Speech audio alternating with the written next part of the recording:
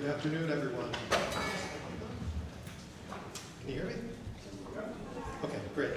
So welcome, everyone. Good afternoon. My name is Michael Berry. I'm a professor of Chinese literature and film here at UCLA, and I also direct the Center for Chinese Studies. It's in that capacity that I am here with you today. Our center is now in its 38th year, so coming up on a big anniversary. We have been very active in promoting various intellectual, cultural activities related to Chinese culture and history for all of this time. And I don't know how many of you, some of you maybe from the community might not be familiar with the center, so I just wanted to mention, if you're interested in events like this, I encourage you to log in to our website, sign up for our email listserv, and you can get regular emails on all of our events, just to give you a sense of what's coming. On Monday, we have Yiqian, a scholar from Taiwan, who will be speaking about Malaysian Chinese literature.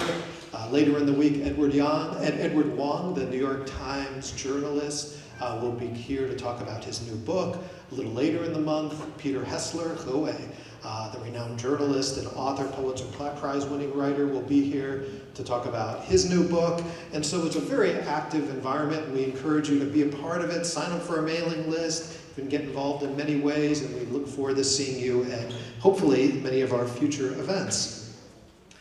Today is a particularly exciting event for our center, who is lucky to be a co-sponsor, but also on a personal level. Just now I was backstage and got to meet a few of the actors, and immediately it brought me back on this very personal level to 25 years ago when I was a graduate student, and I worked as production translator for Mudantian, or Peony Pavilion production at Lincoln Center. That was a 20-hour production. So today is about 2 hours. So you can do the math and figure out the scope of that production. And for about 3 months, I was working 12 to 14 hours a day with a Kunchu troupe as their production translator. And it was one of the most magical, inspiring periods in my life. And I think today you're going to get a little taste of that same kind of inspiration of just how beautiful the art of Kunchu really is. And so I'm excited, and I hope you are also excited. But today's event would not have been possible without the very hard work of my colleague, Professor Yinghui Wu, from the Department of Asian Languages and Cultures here at UCLA. For more than 10 months, she has been laboring behind the scenes to bring this event to life. She herself is a scholar of Chinese performing arts, specifically from the late imperial period of the Ming and Qing dynasties, and the literature behind this art. And so it's a great treat to introduce Professor Wu, who will talk a little bit more about today's program. And thanks again for your support.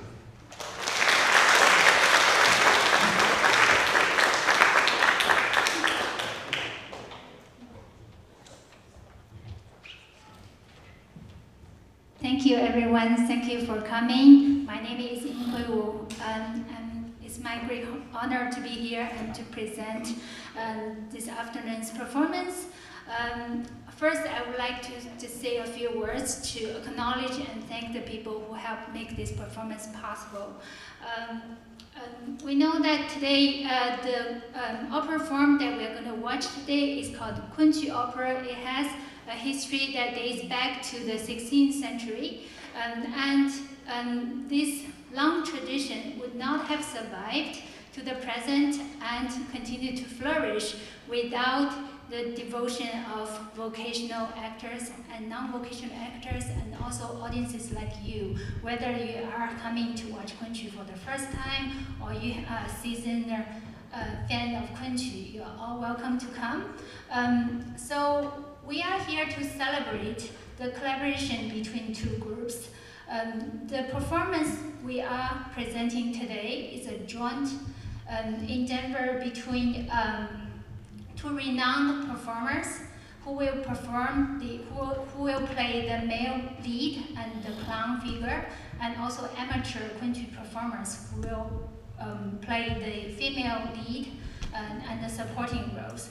I would like to thank Justina Lee and Henry Chang of the Kunchu Opera Society who helped make this possible. They invited Mr. Qian Zhenrong and Mr. Liu Xirong from Jiangsu Kunju Institute and also Chinese Cultural University in Taiwan. these two renowned leading artists flew all the way from the other side of the Pacific to bring us this wonderful experience. And then our actresses and musicians not only came from LA, but also a lot of them come from the whole Southern California, San Francisco, Denver, Indiana.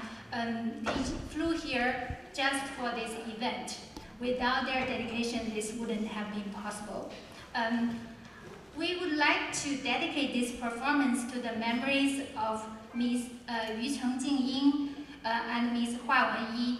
Miss Yu was the founder of the Kunqu Opera Society based in LA in 1979. She nurtured the first generation of Kunqu lovers in LA. She also provided a space in Monterey Park where the Kunqu Society members are still practicing every weekend. And Ms. Huawenyi was a leading Kunqu performer in China. She won the 1987 Plum Blossom Award, which was the highest award for opera performers in China, for her role, Chen Liaochang, in the Jade Hairpin. After she moved to the US in 1989, she was dedicated to the spread of Kunqu and the education of Kunqu performers in the United States.